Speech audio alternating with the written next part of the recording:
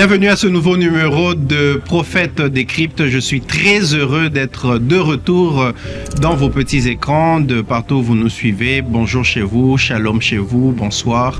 Peu importe l'heure à laquelle vous allez suivre cela.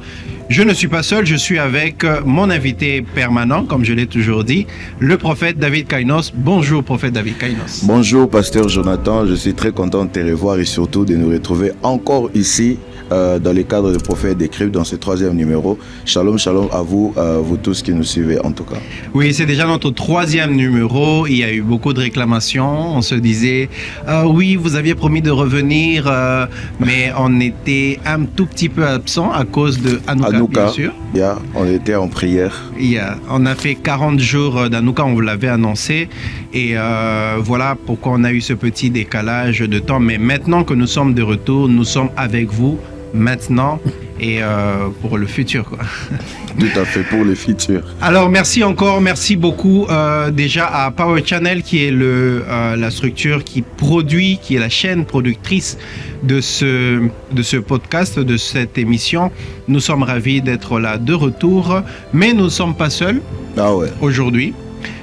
Nous avons un invité spécial, très spécial, très spécial. Extrêmement spécial. Et on va vous le présenter tout à l'heure. Mais avant de présenter notre invité, un petit débrief de ce qui s'est passé avant Hanouka. Comment ça s'est passé? En tout cas, par la grâce de Dieu, nous sommes reconnaissants envers le Seigneur, non pas seulement pour cette édition, mais pour toutes les éditions d'Hanouka que nous avons eues. Et spécialement pour cette édition, le Seigneur Dieu nous a fait énormément du bien. Encore une fois de plus, c'était un cocktail des grâces, des bénédictions. On a même fait un récap d'Hanouka, je pense il y a quelques semaines, où on a situé chaque semaine avec la grâce qui nous avait bénis. En tout cas, si vous avez suivi, vous êtes déjà bénis, vous avez déjà vos témoignages là où vous êtes. Mais au cas où vous avez raté même une session, la grâce que nous avons Power Channel qui rediffuse, mais nous avons aussi la chaîne sur YouTube, Joël Francis Tatou, qui a toutes les vidéos, toutes les sessions. Nous vous encourageons vraiment à suivre et être en contact avec les messages et avec les esprits de ces messages pour être bénis. Wonderful. Alors, je tiens à rappeler juste que Prophète Décrypte est un podcast qui a pour objectif de décrypter les services prophétiques. Donc, lorsque nous serons en train ici de décrypter certains services, ne vous attendez pas à ce qu'on aille de la genèse d'un service tout à fait. Au développement du service et même jusqu'au message prophétique, parce que le message prophétique, c'est pour la personne concernée. Mais nous allons surtout prendre des brèches de ce qu'on appelle les détails, ceux sur lesquels on aime souvent s'appuyer pour justifier, on pourrait même dire confirmer un message qui vient de Dieu. Et pour ce numéro spécial, nous avons un père, c'est notre père, celui de qui nous avons appris beaucoup de choses, celui même de qui nous avons un peu tiré notre source. Nous sommes avec le prophète Joël Francis Tatou, à qui nous disons bonjour prophète. Bonjour papa. Bonjour Daddy. En tout cas, c'est un plaisir de vous recevoir sur ce plateau.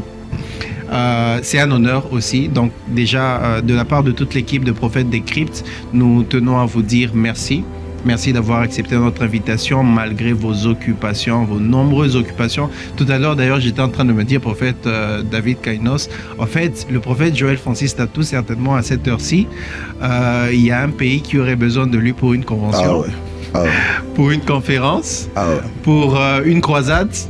Mais il nous a fait l'honneur d'être sur notre plateau. Encore une fois, merci papa. Merci à vous aussi de m'avoir reçu dans cette émission prophétique Décrypte. Voilà. Prophète Décrypte. Voilà. Comment allez-vous un tout petit peu? Dans quelle saison vous êtes actuellement? Nous savons que vous venez de finir Hanouka. Vous êtes pour le moment à Kinshasa, mais nous savons que Paris, l'Europe vous attendent déjà. Il y a une grande mission qui commence. D'ailleurs, même à la Porte des Cieux, on a l'habitude de dire que notre année commence après Hanouka. Prophète Joël Tatou, qu'est-ce qui fait et qu'est-ce qui se passe? Se pointe à l'horizon. Bon, déjà, nous venons de finir Hanouka. Nous étions 40 jours de jeûne et prière. Et je ne prendrai que les de notre Seigneur Jésus-Christ qui, après les 40 jours de jeûne et prière, fin, bien sûr, qu'il est surmonté des 3 tentations du diable, qui s'enfuit l'un de lui, les anges vinrent et le servirent, et Jésus finalement sortit pour aller commencer la mission. Et je crois qu'après ces 40 jours de jeûne et prière, nous sortons maintenant pour aller à la conquête. Amen. Nous sommes un peu comme dans le livre de Josué, où c'est maintenant que nous allons conquérir. Nous allons à la conquête du monde et des âmes pour Jésus-Christ. Dieu nous a parlé de la prééminence du roi Hanouka. Jésus devrait être en toute chose le premier, selon qu'il est prévu dans Colossiens chapitre 1. Le Père a voulu qu'en toute chose, Jésus soit le premier. Et nous voulons emmener Jésus au premier de toutes les sphères. Nous voulons l'emmener dans les médias, dans la mode, dans la politique, dans la famille, dans toutes les sphères où il nous envoie maintenant dans les nations, aller emmener Jésus à la première place. Parce qu'au commencement, Dieu. Et il faut qu'au commencement de tout, ce soit Dieu. Yes. Donc après Hanouka, nous avons déjà été rechargés. Là, nous sommes prêts à aller conquérir le monde. Et hormis le fait qu'il y a le Congo, il y a l'Afrique, moi, très particulièrement cette saison, c'est l'Europe. Puisque là, nous allons à la conquête de l'Europe, des nations de l'Europe, afin que cette Europe qui autrefois avait des puits de réveil, mais qui étaient bouchés, puisse voir les puits débouchés, que les expériences, que les feux, que les eaux du réveil qui sont enfouies puissent encore à nouveau inonder cette Europe, qui est l'Europe de John Wesley, l'Europe de George Whitefield, l'Europe de Charles Finney, l'Europe de toutes ces personnalités, de Evan Roberts, au niveau du Pays des Galles, et de tous ces hommes qui ont impacté le monde par la Suisse, des Jean Calvin et autres. Donc, plus particulièrement actuellement, mon champ d'action, c'est vraiment l'Europe, pour apporter la bonne nouvelle et tendre les églises pour des cieux. Voilà un peu la saison dans laquelle je me trouve actuellement. Oh, glory to God. Ravi de vous avoir encore sur ce plateau. Donc, à Kinshasa, vous y êtes encore pour un bon bout de temps ou... Je suis toujours entre Kinshasa, l'Europe, et là, cette année, nous entrons pour la première fois en Amérique. Donc, nous serons en Amérique du Nord, au Canada, et nous serons aux États-Unis, au niveau de Texas. Donc, nous nous préparons. Voilà, nous sommes dans Josué, que la conquête commence. Glory to God, que la conquête commence. Alors, prophète, je vais vous expliquer plus ou moins le concept de cette émission. Alors, dans cette émission, nous avons déjà pris, moi et mon invité permanent, comme je l'appelle, le prophète David Kainos, nous prenons le temps de suivre des services prophétiques. Et dans ces services-là, nous prenons des séquences qui nous intriguent, qui nous emmènent à nous poser des questions. Et d'ailleurs, même c'est de là qu'est parti le concept de l'émission, l'idée qu'on a eue, c'est que nous, derrière les écrans ou même le public, lors d'un service prophétique, a l'habitude de se poser des questions et beaucoup de questions. Entre autres, à quel moment le prophète a eu ce message, comment il l'avait eu, comment il l'a entendu. Ce détail-là, il est si complexe, comment ça s'est passé. Bref, dans cette émission, on décrypte un tout petit peu, on va un peu dans le derrière des rideaux d'un service prophétique. Donc, sentez-vous libre de nous dire la vérité, rien que la vérité. Comptez sur moi pour ça. sur ça. Pourquoi? Parce que l'objectif est surtout d'aider le peuple de Dieu à comprendre les réalités aussi que vivent les prophètes.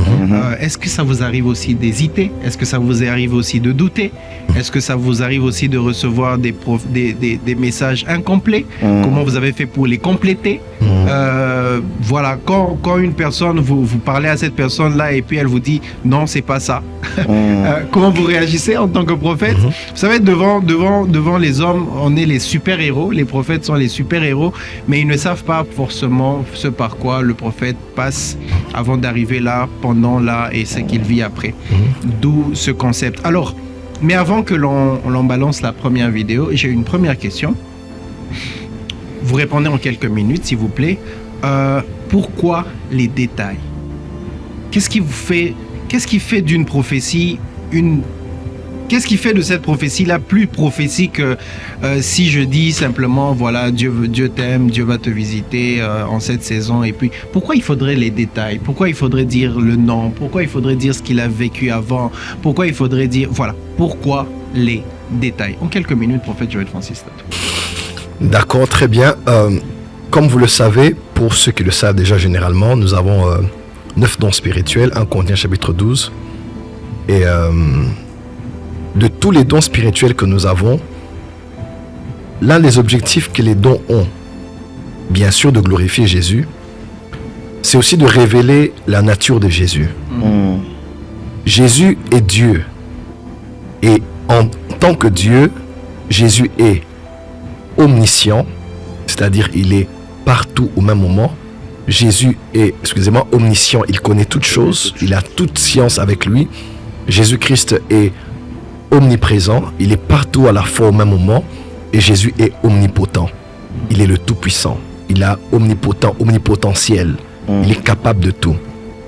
Alors quand on regarde les 9 dons que nous avons, par exemple, si je ne peux parler que des dons de révélation, comme par exemple le don de parole de connaissance, qui agit beaucoup dans le cadre des détails par rapport au passé et au présent, les dons de révélation viennent glorifier Dieu et Jésus-Christ comme étant le Dieu omniscient et le Dieu omniprésent.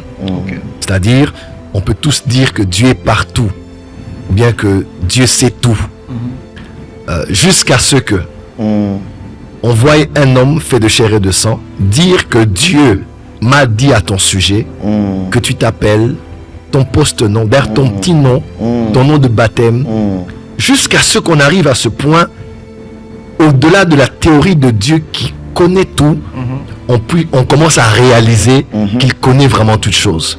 Parce que c'est le but du Saint-Esprit. Jésus a dit quand il viendra, il me glorifiera. Donc pourquoi les détails? Je vais d'abord commencer par là. Parce que le Saint-Esprit veut que l'homme glorifie Jésus-Christ comme étant Dieu. Omnipotent, là c'est par exemple les dons de puissance, le don de foi, d'opérer les miracles, le don de guérison.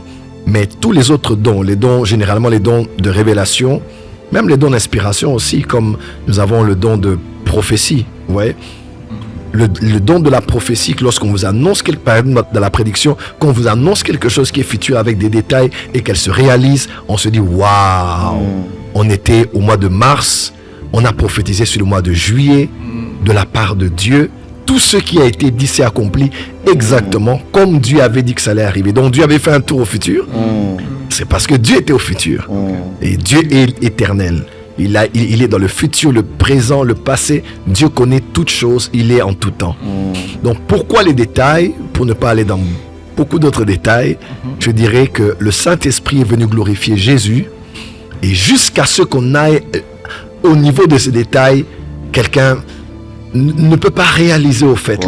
Par exemple, quand on dit que Jésus guérit, c'est encore théorique, c'est encore conceptuel.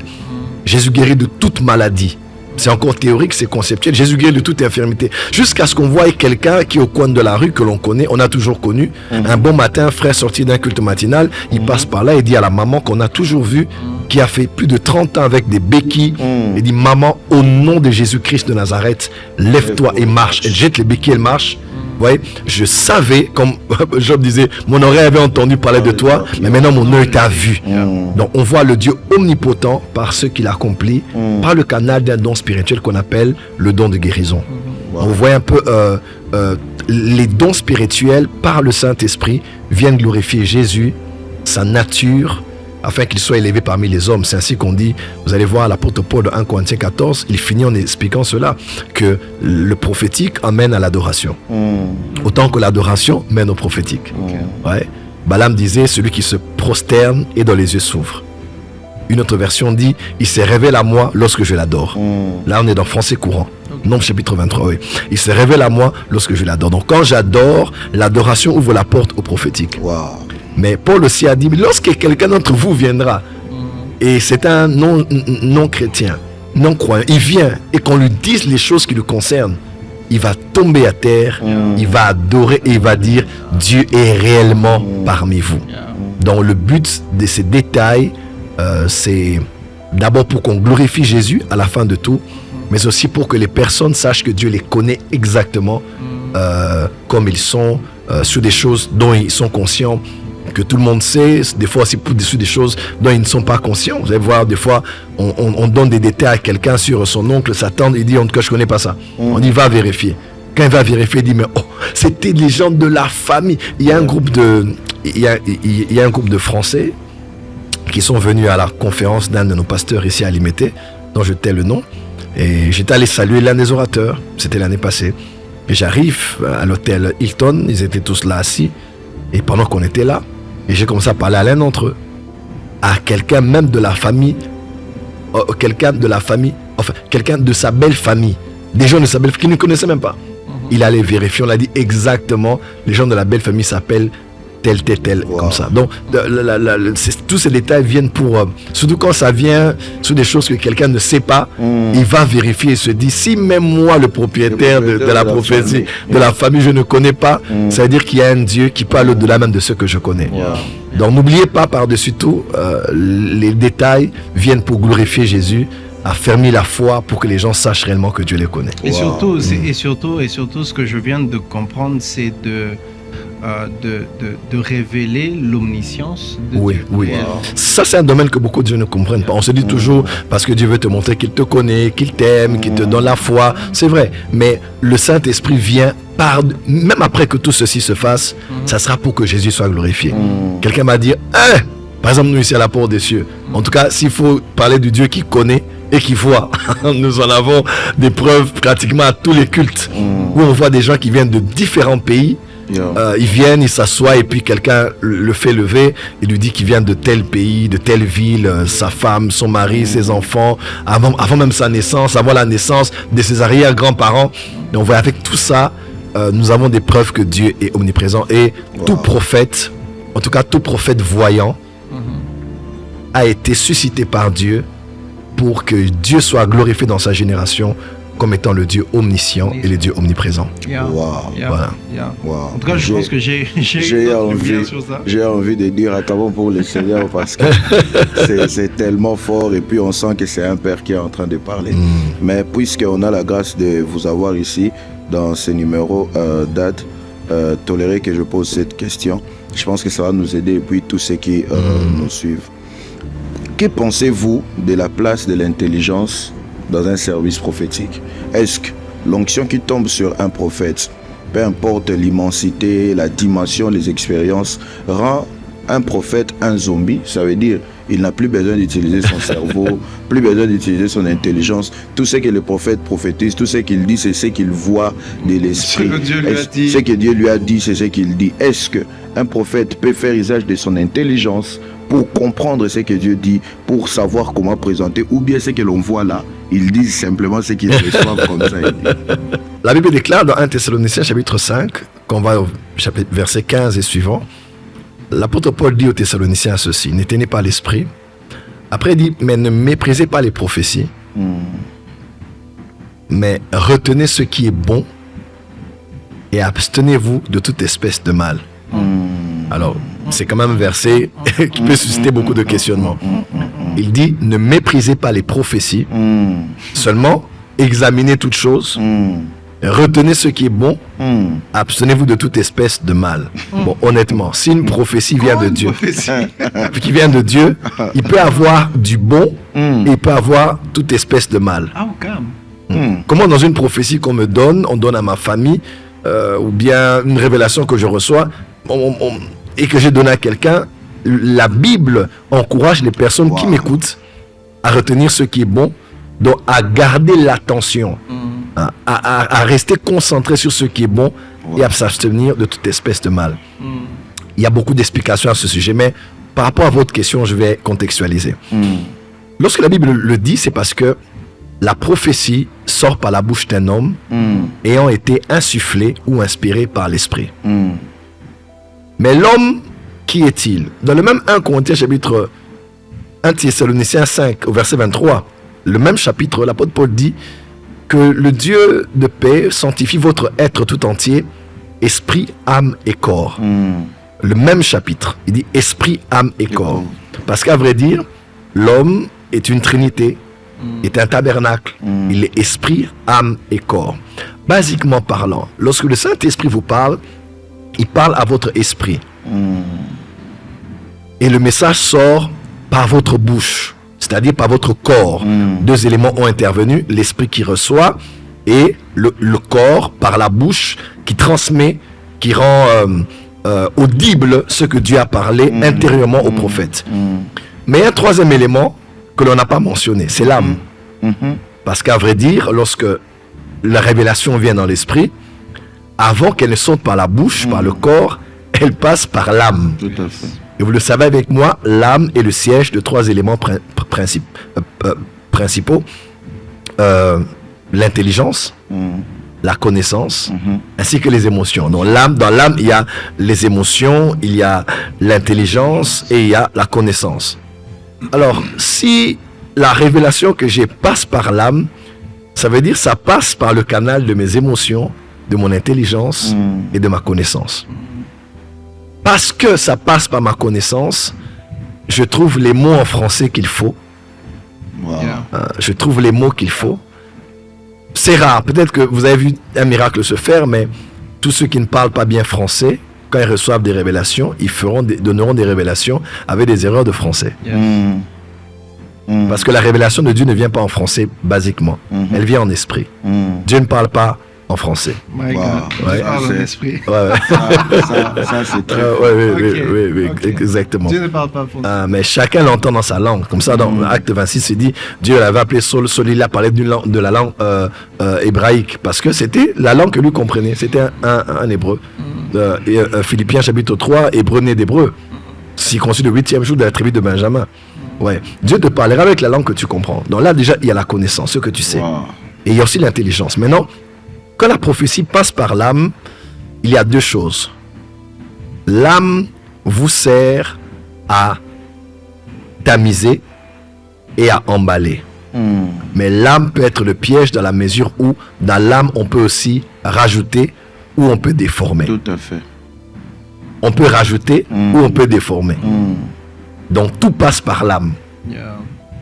Ainsi, beaucoup de gens... C'est un filtre. C'est un filtre. Parce que quand tu reçois des révélations, tu vois que c'est cette grand-mère qui est sorcière qui est assise au coin de la maison alors que vous faites la prière. Ou bien c'est ce petit enfant, ou bien c'est le travailleur qui est à côté. Quand ça passe par l'âme, l'intelligence vous fera voir que je ne peux pas donner ce genre de révélation que j'ai vu, par exemple... Ici, ça va créer un scandale. Ça va diviser les familles. Voilà pourquoi beaucoup de gens autrefois avaient divisé les familles. Et on dit non, la prophétie, c'est un faux prophète. Non, la plupart des gens qu'on a appelés faux prophètes qui divisent des familles ont été des vrais prophètes. Ça, c'est fort. Mais qui ont manqué de sagesse et d'agir avec intelligence pour savoir que comme ça passe par l'âme, il y a des choses que je vais retenir, n'est-ce pas? Parce que si je libère ce message-là, ça devient toute espèce de mal. Ouais. C'est un message de Dieu. C'est une lumière que quelqu'un aille dans le monde spirituel, mais ça peut diviser la famille, ça peut diviser un couple, ça peut faire qu'un enfant devienne un enfant de la rue parce qu'on a dit qu'il a la sorcellerie, ou bien qu'il a des liens, ou bien qu'il a un esprit. Et c'est tous les scandales que nous avons eus, pas parce que les gens ont eu des fausses révélations, mais parce qu'ils n'ont pas utilisé l'intelligence par le tamis de l'âme pour savoir ce qu'il faut dire et ce qu'il ne faut pas dire. Alors, dans l'intelligence, là, quand la prophétie vient, c'est ainsi que quand je reçois, j'ai la capacité de me dire, je dirai ceci en public, je dirai ceci en privé. Et beaucoup de prophètes aujourd'hui, vous allez voir, on dit prends ton cahier, donnez-moi un bic, ou bien on enlève le micro. Prophète Kanos le fait, nous le faisons aussi. Beaucoup de gens, on retire parce qu'on se dit, on est en direct, il y a encore des choses qui peuvent édifier, mais ça risque de créer un problème au niveau de la famille. Alors on retire le micro, on parle à l'oreille, ou bien on écrit sur un papier, ou bien on te le dira après, ou bien on parle en parabole, on donne quelques signes pour que la personne elle seule sache sans que les autres ne le sachent. Tout ça c'est l'intelligence. C'est pas le Saint-Esprit qui vous le dira, mais c'est vous-même aussi avec votre intelligence vous aurez la capacité de tamiser ce qu'il faut dire, ce qu'on ne dit pas, ou jusqu'où je peux parler, jusqu'où je peux m'arrêter. Donc c'est pour ça qu'il faut qu'au niveau de l'âme vous soyez assez stable. Les gens qui sont toujours dans les émotions, qui ne savent pas gérer dans les émotions, ils commencent à tout dire n'importe quoi et n'importe quoi. En esprit, on peut tout voir. On peut, et l'esprit n'a pas d'état d'âme en fait. N'a pas d'état d'âme. On peut tout voir. Qui a tué, qui a menti, qui a volé. Donc, mais c'est à nous-mêmes, avec l'âme, de tamiser pour quand même encadrer. Voilà. Alors, prophète Joël. Donc, retenez ce qui est bon. Ça, c'est pour ceux qui écoutent, mais vous aussi qui prophétisez, quand vous recevez, retenez ce qui est bon et tout ce qui peut créer des problèmes, gardez-les et sachez à quel moment participer. Donc tous ceux qui prophétisent aussi, ça c'est un conseil que l'on vous donne. Voilà. Faites toutes choses avec la maturité dans le prophétique. C'est aussi la capacité d'utiliser à bon escient l'âme que nous avons afin que le message édifie, console, exhorte selon 1 Corinthiens chapitre 14. Donc le but ce n'est pas de forcément faire un spectacle ou bien que la personne pleure ou bien qu'elle sache que Dieu connaît ou bien que les gens soient scandalisés, mais le but c'est édifier, exhorter, consoler selon les Écritures. Ce numéro est spécial parce qu'en fait, c'était la question, en fait, c'était la demande que je voulais faire. J'allais dire, nous sommes nombreux. Aujourd'hui, il n'y a pas besoin de dire ou bien d'insister. Prophète Joël, vous êtes les pères d'un mouvement prophétique. Plusieurs ont pris le goût, plusieurs ont eu l'envie de servir Dieu par vous. Et je voulais justement dire que quels étaient les conseils que vous allez produire à nous tous. Ou bien il y a des gens qui suivent, ils se disent je ne sais pas où les voir, je ne sais pas comment l'avoir au téléphone. Parce que le prophète décrypte. Puisqu'il parle de ça, c'est quoi les conseils? Et justement, tu l'as dit, et je crois que nous sommes bénis. Pasteur Jonathan. Oui, si je peux juste rajouter quelque chose, l'apôtre Paul dit, veillez à ce que tout se fasse pour l'édification. Donc, par-dessus tout ce qu'on fait, il faut que Jésus soit glorifié et que les gens soient édifiés. Si on rate l'édification, ça ne sert à rien. Parce que même dans 1 Corinthiens 12, quand on parle des dons spirituels, on dit c'est le Saint-Esprit qui le donne pour l'édification commune. Donc, édifier, construire, bâtir, élever une structure. Donc, dans tout ce qu'on fait, on doit faire pour que les gens soient élevés dans la foi, élevés dans l'amour de Dieu, élevés dans la connaissance de Dieu, élevés dans l'unité de la famille, élevés dans la prière. Donc, tout ce qu'on fait là, c'est pour construire. C'est comme ça que dans 1 Corinthiens 14, l'apôtre Paul parle de la différence qu'il y a entre la prière en langue et la prophétie. Et de toutes les différences qu'il a fait, un dénominateur commun reste. Ça sert à édifier.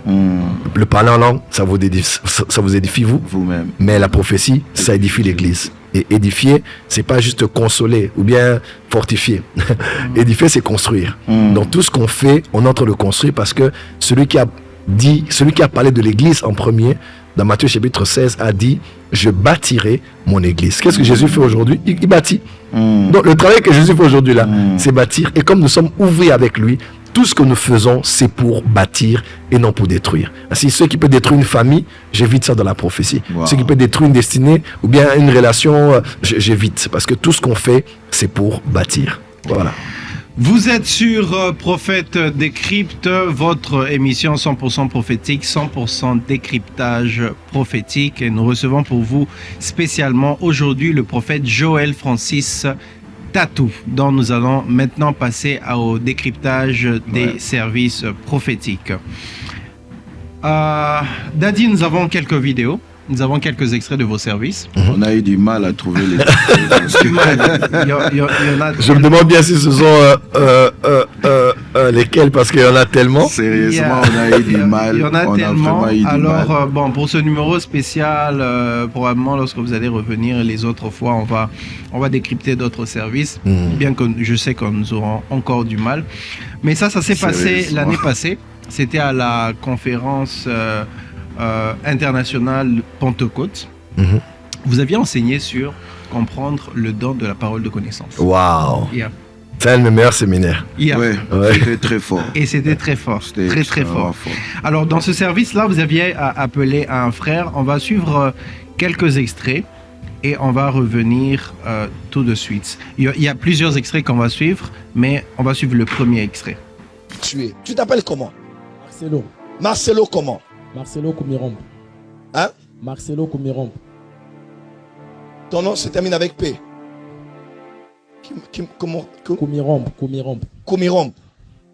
Koumirombe.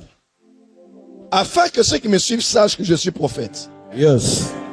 Bon, ils savent déjà que je le suis, mais je veux juste faire quelque chose.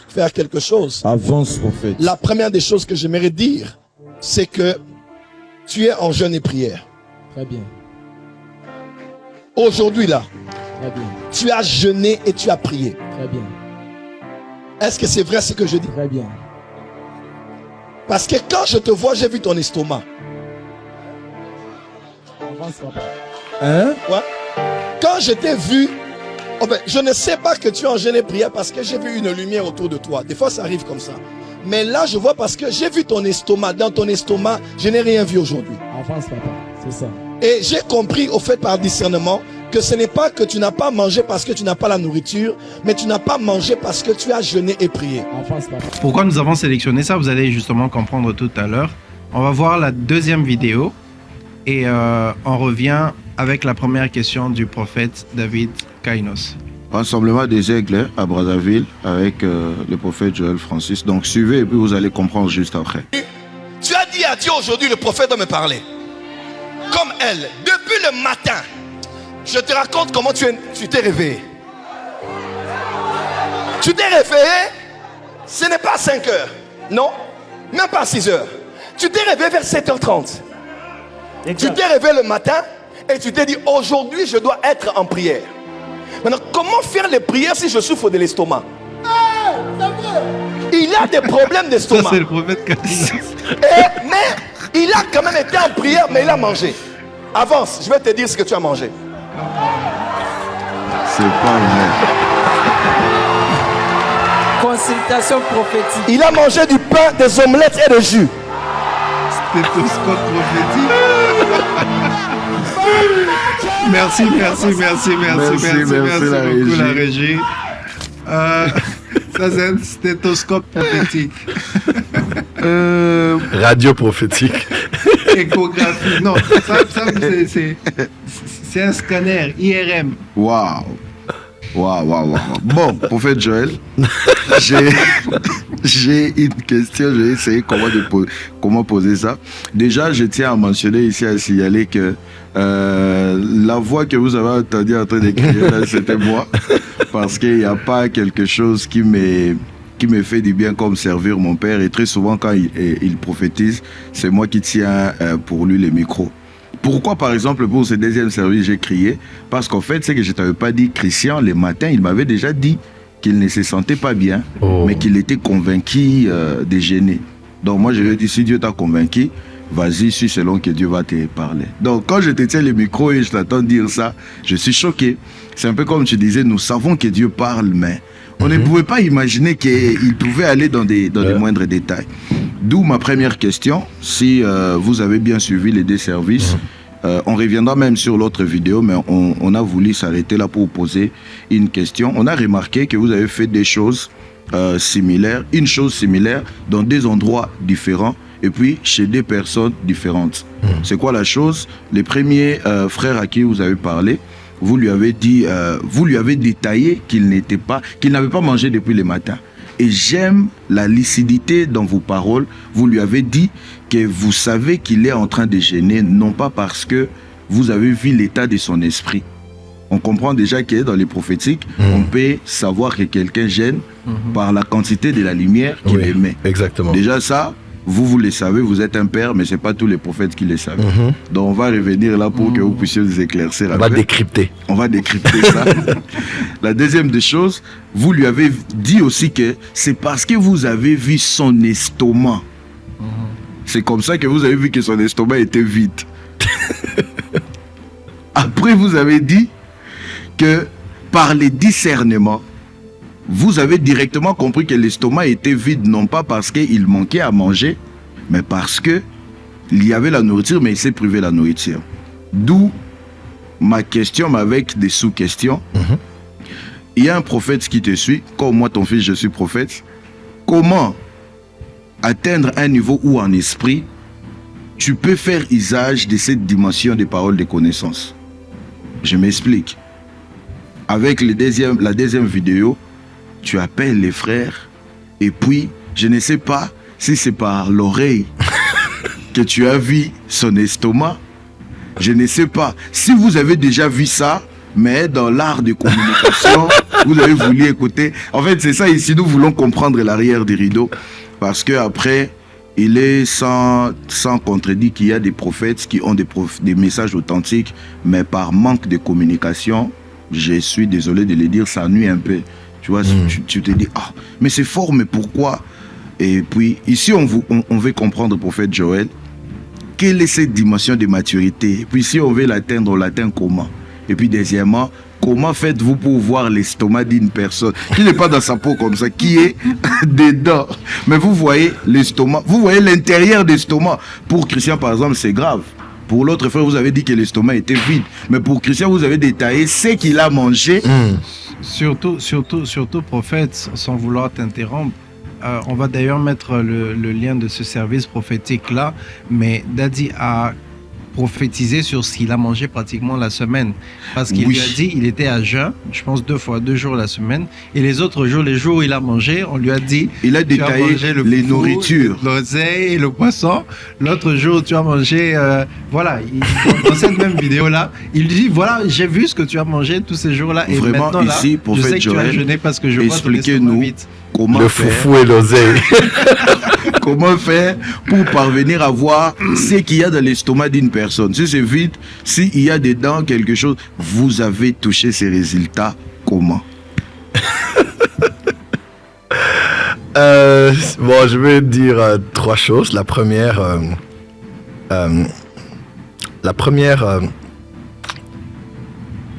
c'est, je vais peut-être dire, bon là c'est la parole de connaissance, mais c'est aussi et surtout l'usage des yeux spirituels.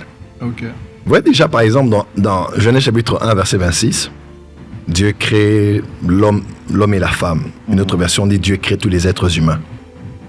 C'est-à-dire Dieu a créé d'abord leur esprit. Et ce chapitre 2 que Dieu a formé et Dieu a insufflé l'esprit dans l'enveloppe charnelle. Ce qui me permet de dire que ce n'est pas l'envers qui a été fait. C'est-à-dire Dieu d'abord crée le corps, après Dieu crée l'esprit et puis met à l'intérieur. Dieu a commencé avec l'esprit, après il a formé le corps et puis il a mis à l'intérieur. L'ordre des choses est celle-ci. L'homme, bien je dirais peut-être l'homme régénéré aujourd'hui en Jésus, qui a un statut peut-être au-delà même avant la chute, le chrétien, pour aller simplement, n'est pas un homme qui cherche à faire une expérience spirituelle. C'est pas un homme charnel qui cherche à devenir spirituel. À vrai dire, le chrétien, c'est un esprit qui cherche à faire une expérience humaine. Ok. Vous voyez un peu? C'est ce fait l'esprit d'Adam wow. qui est en train de faire l'expérience de la vie dans un corps. C'est au fait l'ordre des choses. Et cet Adam-là, il a des mains, il a des yeux, il a des jambes, il a tout un être, il a un corps spirituel, Adam. Et après, on le forme un corps et on met l'esprit à l'intérieur. Je vous pose la question. Vous connaissez le gant, n'est-ce pas? Les gants? Oui. Ok. Qu'est-ce qui est créé avant? Le gant ou bien la main? La main. C'est la main. Est-ce la main ou le gant qui a pris la forme de l'autre? C'est le gant qui a pris la forme. C'est le gant qui a pris la forme de l'autre. Et le gant n'a pas une autre forme si ce n'est la forme d'une main que la main peut utiliser. Parce que le gant est une main. Le gant est une main. Mais c'est l'extérieur de la main.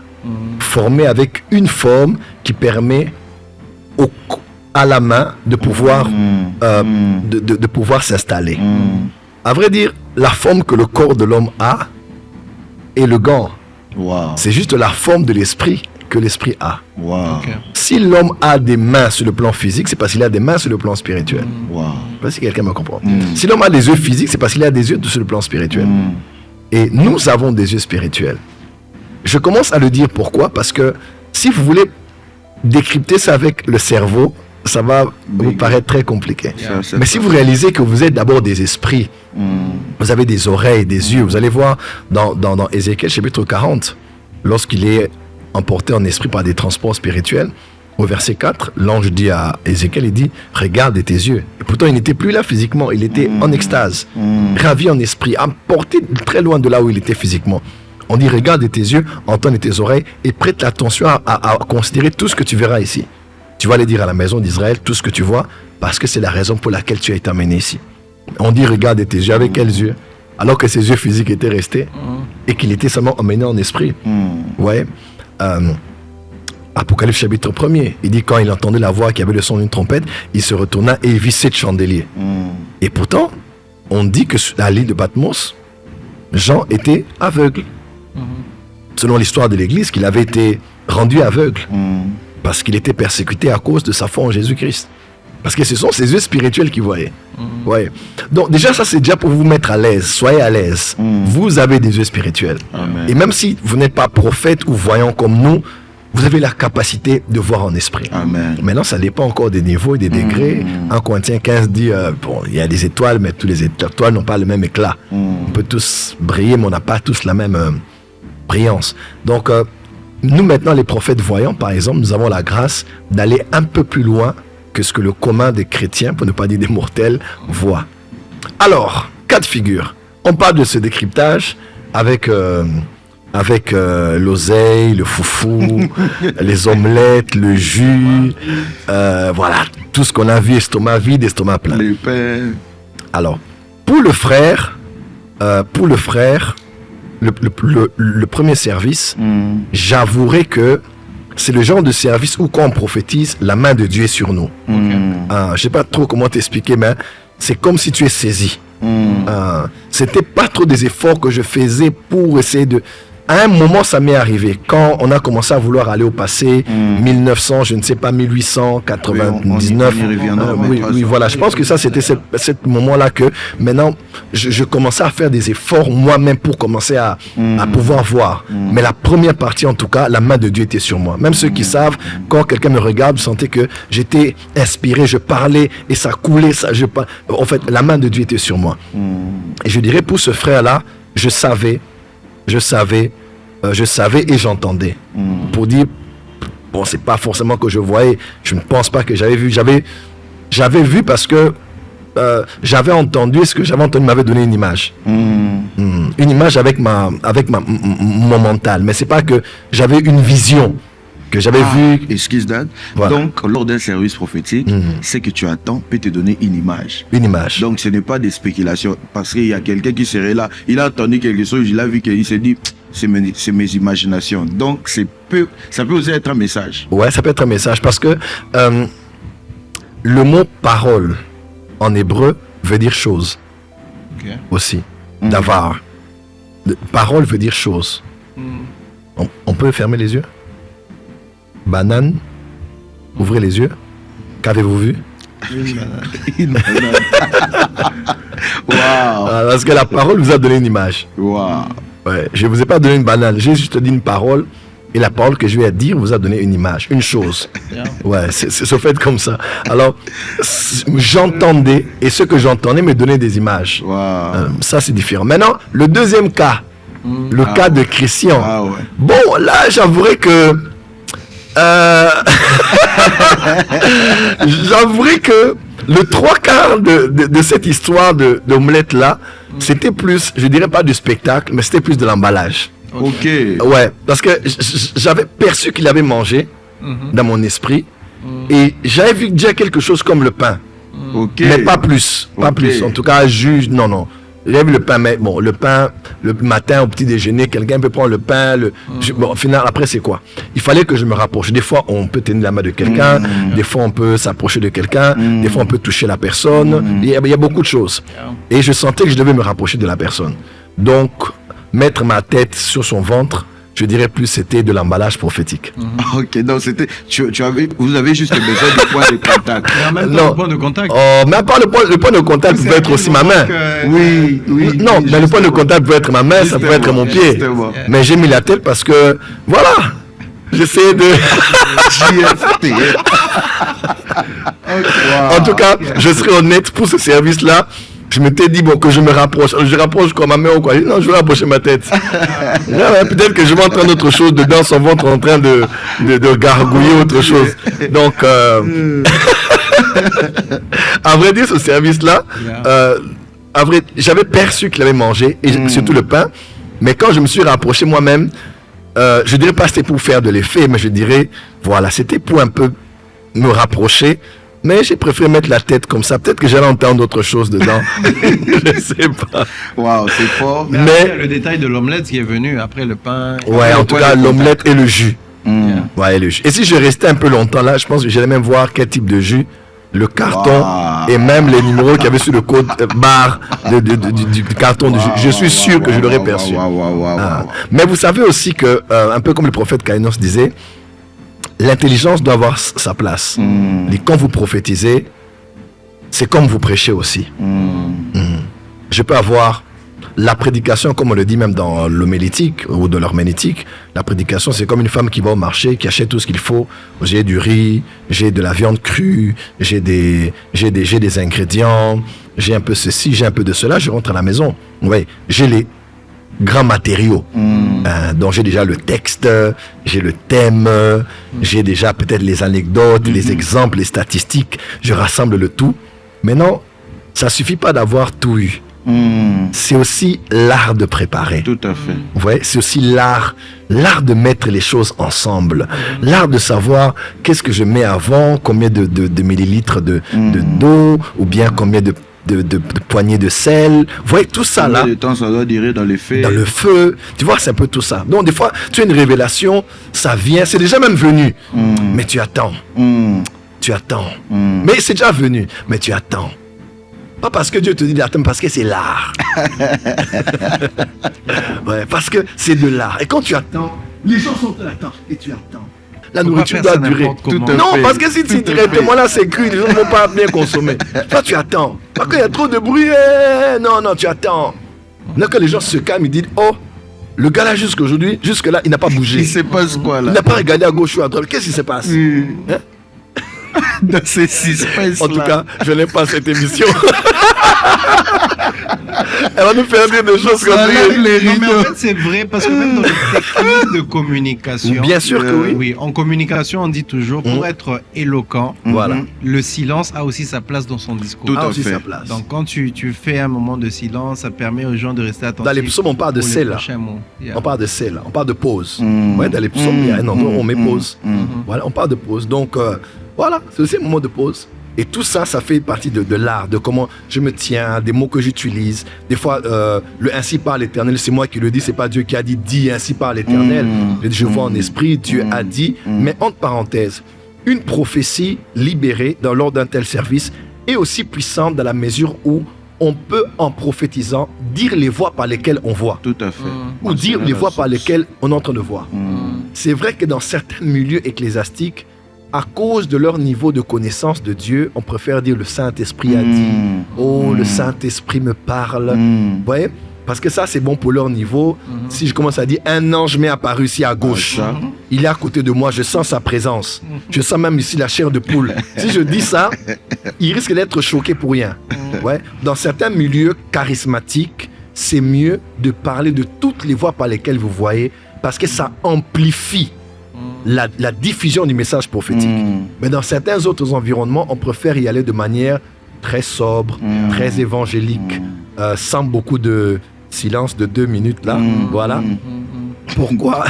Pourquoi? Pour permettre aux gens d'être à l'aise avec ce que vous faites. Mais dans le milieu charismatique, on peut utiliser cet art. Et quand je parle de l'art, je ne parle pas aussi des extrémismes, qui ont aussi des gens qui exagèrent. On avait un prophète, il doit d'abord faire les chutes par terre, il fait les chutes. Et un autre prophète comme ça, je pense que c'est un de nos amis qui en parlait ici à l'église par-dessus. Lui, quand il prophétise, il tombe. Maintenant, quand il tombe comme ça, le père spirituel est tombé. Donc, imaginez-vous, de qui il t'est abîmé. Tout le monde commence à dire, papa, quand il se relève, même s'il te donne seulement 3 détails, qui ne sont même pas aussi forts que ceux qu'on dit ici. Les gens vont dire, non, c'est fort. Lui-même déjà il commence on dit mais le gars allait prendre ça à terre. Il est tombé à terre, donc il allait prendre ça loin. Donc s'il te donne un détail, ça vaut plus que tout ce que tu as dit calmement là, parce que lui il était tombé au préalable. Donc faut pas exagérer, mais autant qu'on peut. Voilà. Et puis c'est aussi une chose d'avoir bien préparé et aussi de savoir bien servir. On mettra pas un peu de tout au même endroit. C'est là on met la viande, là on met voilà. C'est aussi l'art de présenter. C'est aussi comme prêcher. Tel exemple, je le mettrai à la fin, comme ça il créera plus, il créera plus d'émotion. Parce que c'est l'art de parler en public, plus d'émotion. Après que les gens écoutent tout ça, quand je donnerai le témoignage à la fin, ça va être fort. Des fois, si on dit cet exemple, je donnerai ça au début pour captiver l'attention des gens en guise d'introduction. Et tout ça, c'est aussi l'art. Donc, voilà pourquoi les écoles des prophètes sont là. Ces genres d'émissions sont là pour vous dire aussi, donnez le goût à ce que vous faites. Emballez bien ce que vous présentez. La manière de s'habiller, de votre gestuelle, votre manière de vous tourner, de regarder la personne, de saluer la personne. Des fois, j'ai déjà reçu le message de quelqu'un, mais je viens, bonjour madame, que Dieu vous bénisse, que Dieu soit avec vous, Jésus vous aime, aujourd'hui c'est votre jour. Est-ce que vous croyez que si Dieu vous parle, alors que j'ai déjà le début des messages que j'ai donné? Donc tout ne dépend pas que de Dieu, mais ça passe aussi par l'âme. Il faut utiliser aussi votre intelligence et votre savoir-faire pour... mais en parlant de l'âme, avant que l'on suive la troisième vidéo, le troisième extrait déjà, en parlant de l'âme, est-ce que lorsque vous demandez aux gens d'acclamer ou de réagir viruleusement à vos détails et tout ça là, est-ce que c'est toujours votre âme qui en a besoin? Est-ce que c'est votre esprit qui en a besoin? Est-ce que c'est le Saint-Esprit qui en a besoin? Pourquoi on a besoin que la réaction soit de la personne sur qui on prophétise ou même du public, que les réactions soient virulentes? Tout prophète qui travaille beaucoup dans ce domaine vous dira la même chose. C'est beaucoup plus spirituel qu'émotionnel. Ok. Ouais. C'est beaucoup plus spirituel qu'émotionnel. Les gens ont l'impression qu'on a juste besoin que les gens crient pour que ça fasse bien. Mais la profondeur d'un service prophétique ne dépend pas que de Dieu qui utilise son prophète. Ou même de combien aussi loin son esprit peut aller.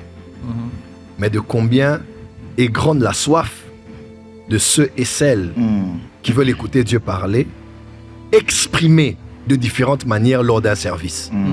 Certains se lèvent. Juste le fait que toute l'église là se lève pour écouter, ça peut créer quelque chose. Okay. Certains acclament. D'autres viennent semer. D'autres vont vous dire, prophète, avance. Ou bien va encore plus loin. Quelqu'un dira, mais non, qui es-tu, homme, pour pousser le prophète à aller beaucoup plus loin que avance, prophète. Voilà, avance, prophète. Et pourtant, si ceux qui travaillent dans le prophétique savent que l'auditoire détermine énormément combien aussi loin peut aller un prophète, puisque l'Esprit de Dieu est en lui, il agit par lui. Un auditoire qui est renfermé va renfermer l'esprit, qu'on appelle aussi, va éteindre l'esprit. Un auditoire ouvert va se prédisposer à d'infinies possibilités que Dieu peut accomplir lors d'un service. C'est la différence qu'on voit dans Marc, Jésus qui va à Nazareth et Jésus qui va à Génézareth. Il va à Nazareth, on lui pose plus de 10 questions. Qui est-il? N'est-ce pas, ses sœurs sont ici? Le fils du charpentier, ses sœurs sont ici. Il se pose beaucoup de questions. Jésus regarde et dit, un prophète n'est pas le bienvenu, en tout cas, au niveau de sa famille. Il manque d'honneur au niveau de ceux de sa patrie. Et on dit, Jésus s'étonna de leur incrédulité. Parce que là où les gens se posent trop de questions, les gens sont méprisants, les gens sont trop dans la logique, ils peuvent bloquer. Et on dit, Jésus ne put faire là aucun miracle, mais sinon il a imposé les mains. Là où Jésus pouvait parler et opérer des miracles, il devait aller jusqu'à avoir un contact physique pour qu'il y ait au moins quelques personnes qui soient guéries. Vous voyez un peu, Jésus, on dit ne put faire là. En grec, ce n'est pas l'idée que Jésus n'a pas fait, mais Jésus avait essayé, mais ça n'a pas marché. Jésus a vraiment essayé, mais ça a bloqué parce que les gens étaient incrédules. Et le même chapitre, je pense que c'est Marc chapitre 6, si je m'abuse, à la fin, Jésus quitte Nazareth, il va à Génézareth. Les gens apprenaient seulement que Jésus venait. Ils ont mis leurs malades sur les rues parce qu'ils se disaient, si juste on peut le toucher, ils vont être guéris. Il y a eu plus de miracles à Génézareth qu'à Nazareth, non pas parce que Jésus avait ou n'avait pas d'onction, parce que le chapitre avant, on voit Jésus ressusciter la fille de Jairus, on voit la femme de la perte de sang être guérie. Là, c'est dans Marc 5. Et dans Marc 6, il avait encore l'onction avec lui. Il va maintenant chez lui, mais les gens commencent à se poser beaucoup de questions et ça a bloqué. Donc, la manifestation de l'onction ne dépend pas que du oint, mais aussi de l'auditoire devant lequel le oint se tient. Wow. Glory to God. Vous êtes sur Prophète Décrypte. Nous recevons le prophète Joël Francis Tatou et nous allons suivre maintenant le deuxième extrait du service prophétique que nous allons décrypter tout à l'heure. Excuse-moi, pasteur Jonathan, avant d'avancer, puisque nous avons votre attention, ici je trouve l'opportunité de dire à un prophète qui me suit que ce numéro doit interpeller. Vous voyez que nous avons notre Père, nous posons des questions et vous réaliserez en fait que les prophétiques fonctionnent aussi avec la famille. Il a dit ici dans une question pendant qu'il répondait qu'il y a des choses qui ne sont pas permises à faire dans certains endroits. Je me rappelle que je devais aller travailler dans une grande église et j'ai un père, je ne suis pas un électron libre, je l'ai appelé pour lui dire, bon papa, je suis en train d'aller travailler là, dis-moi, tu veux que je fasse comment, pour que ça soit bien que je fasse comment. Effectivement, il m'a dit, je ne sais pas si tu te rappelles, il m'a dit, en tout cas, sois toi, ils t'ont invité parce qu'ils croient en toi, mais dans là-bas, dans cette assemblée, fais pas ça. En d'autres termes, si je suis allé et que ça s'est bien passé, c'est pas seulement parce que Dieu m'a utilisé, mais parce que j'ai entendu aussi mon père, mon autorité, qui m'a fait gagner en termes de temps. Donc un prophète qui me suit ici, vous appréciez le paix que Dieu fait avec nous, c'est parce que nous avons nos oreilles tournées envers notre autorité qui est notre Père. Donc c'était pour moi une opportunité d'interpeller quelqu'un, puisque c'est un numéro qui est spécial. On a notre Père ici. Oui, ce numéro est spécial, c'est même la raison pour laquelle il sera un peu plus long que les autres numéros, parce que nous n'avons pas l'occasion de l'avoir tout le temps avec nous. Alors, on va suivre le deuxième extrait du service prophétique et on revient tout de suite. Kumiromp. Le premier à porter le nom de Kumiromp. Je me retrouve en 1899. Je dis bien, avec précision, ça fait 125 ans, un siècle et 25 ans. Le premier était à Idiofa. Il s'appelait Kimuromp. Je te dis, je suis à un siècle passé, Kaloma Kiyamasova. 125 ans passés, était un homme qui s'appelait Kumiromp. Il a eu Avance prophète. Wow.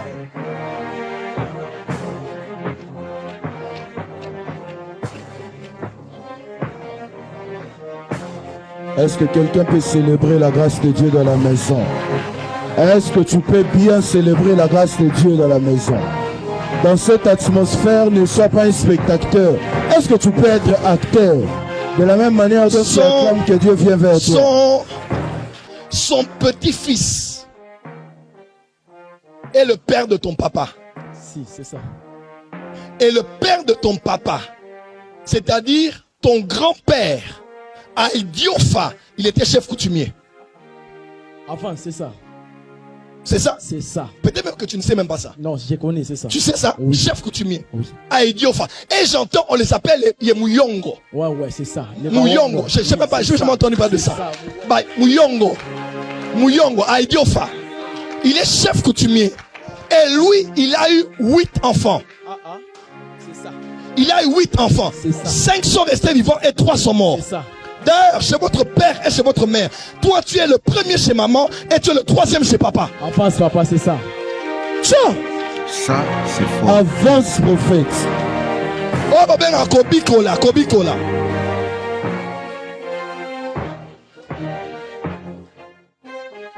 Est-ce que ce que je dis c'est vrai? C'est vrai. C'est vrai? C'est vrai.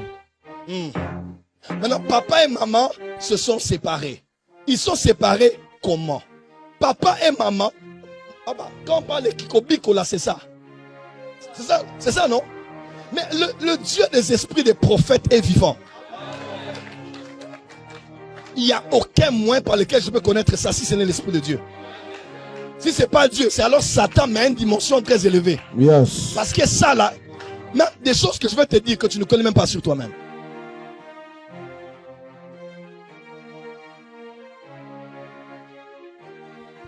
Papa était professeur. Jusqu'à présent, il est professeur. Il est professeur. Papa était professeur. En 1994, papa donnait cours. Il donnait cours où? À Lemba. Parce que jusque maintenant, il habite à Lemba. Très bien, c'est ça. Il habite à Lemba. Papa donnait cours. Il donnait cours dans quelle école? Précision. Il donnait cours à l'école de Athénée de Lemba. Tout justement. 1994, 15, 16, 17, 18. À 18, il donnait cours. Et dans la salle, il y avait sa femme. Wow. Ta maman a... Oui. Ton papa a donné cours à ta maman. Wow. Can I prophesy? Wow. Can I prophesy? Merci. Vous pouvez vous arrêter. Vas-y, moi je suis un peu dans l'émotion là. Je suis un peu surpassé. 125 ans. Mais prophète Joël, 125 ans en arrière, vous avez vu les pères, des grands-pères, des garçons. Bon, je ne vais même pas m'embrayer là-bas. Lui, peut-être, il va trouver des questions là-bas. Mais vous avez vu que son père était l'enseignant de sa mère. Ça, c'est quelque chose qui m'a... La maman était étudiante. Étudiante. Il n'était pas encore dans un auditoire où son père enseignait. Ma question, par la grâce de votre Dieu, je suis votre fils, je vois aussi. Comment vous avez pu... Parce que je me dis, si c'est dans une vision, vous avez vu l'auditoire avec autant d'étudiants et un professeur devant. Comment maintenant dans cette vision, si c'est dans une vision, mais comment vous avez pu comprendre que parmi tous les étudiants là, celle que vous voyez là, c'était l'élève ou bien l'étudiante de ces professeurs qui allait plus tard devenir sa femme. Comment vous avez fait ce lien? Bon, au fait... l'arrière du rideau. Précisément pour ce service-là, c'était pas une vision. Ok. C'était un savoir. Ok. Ouais, j'avais même pas entendu ça, je savais. En anglais, on parle de awareness. Et tu sais. Donc je sais pas que j'avais vu. Mais j'ai peut-être pu dire je vois ou bien, mais dans ce service-là, si je me rappelle bien, c'est pas que j'avais vu l'auditoire. Là, je mentirais. J'ai vu l'auditoire des étudiants, puis j'ai vu seulement la maman. Non. Je savais en moi que c'était ça parce que la parole de connaissance vient par beaucoup de voix. Tout à fait. Nous apporte une connaissance de différentes manières. Et une des manières, c'est aussi le fait de savoir. Je sais que ce que je sais, c'est ça. Je sais qu'elle est triste. Je sais qu'elle a perdu son père, sa mère. Je n'ai ni vu, ni entendu. Mais je sais. Si tu me dis c'est comment, je ne sais pas. C'est une connaissance surnaturelle que le Saint-Esprit me donne par rapport à une situation qui est concernant quelqu'un. Par rapport au présent ou par rapport au passé. Pour ce cas-là précisément, je savais dans mon esprit. Donc, I knew in my spirit. Je savais qu'il a été le professeur de leur maman et qu'ils s'étaient rencontrés à l'école au niveau de Lemba. Donc, pour ce cas-là spécifiquement, si c'est pour que vous parlez que de ça, je le savais. C'est un peu comme le genre du savoir que l'on a dans certains rêves où tu es face à une personne qui, physiquement, à la vie normale, c'est peut-être ton père, mais en esprit, tu sens que c'est un ennemi. Oui. Tu es peut-être quelque part, tu n'as pas vu des pancartes, mais tu sais que tu es à qui. Exactement. Tu sais que... Okay. Donc là, c'est le savoir. C'est le savoir que Pierre a eu pour savoir que c'était Élie, savoir que c'était Moïse. Voilà. Dad, j'ai beaucoup de questions sur ce service spécifiquement. Mais première question, une toute petite. 125 ans. On est en un siècle et 25. En 1899, c'est ça, non? 99. Là, vous avez fait le calcul sur place ou Dieu vous a aussi dit non, 125? En tout cas, ça m'est arrivé en Europe, ça m'est arrivé plusieurs fois. En tout cas, ça m'arrive que je donne une date et que je suis pas fort en mathématiques pour faire les calculs de telle année à cette année est égal à un tel. Parce que c'était rapide quand même. C'était automatique. Généralement, en tout cas, ça m'est arrivé peut-être, de ce que je me rappelle, 3 fois. La dernière fois, c'était en Europe. 3 ou 4 fois peut-être, que ça m'arrive de donner des dates lointaines et des dates lointaines, ça arrive toujours. Mais les dates lointaines et faire comme l'équivalence de le nombre d'années jusqu'à l'année où je suis. En tout cas, ça, c'était spirituellement que je recevais ça. Oui. Parce qu'avec autant de rapidité. Oui, avec autant de rapidité, tu peux faire le calcul. Les gens ne peuvent peut-être pas voir ça, mais alors que c'est ça. Oui, et excuse-moi, c'est un risque. Ouais. C'est moins un risque. Tu peux dire ça, quelqu'un fait les calculs sur place et il te corrige. Je dis non, surtout avec Internet aujourd'hui. Oui, avec Internet. Les gens vont calculer, ils disent non, mais c'est pas ça. Tu vois. Non, ça veut dire prophète, on t'aime bien, on respecte beaucoup, mais en tout cas. Et puis là, je calcule, c'était exact parce que nous étions en 2024. En 2024.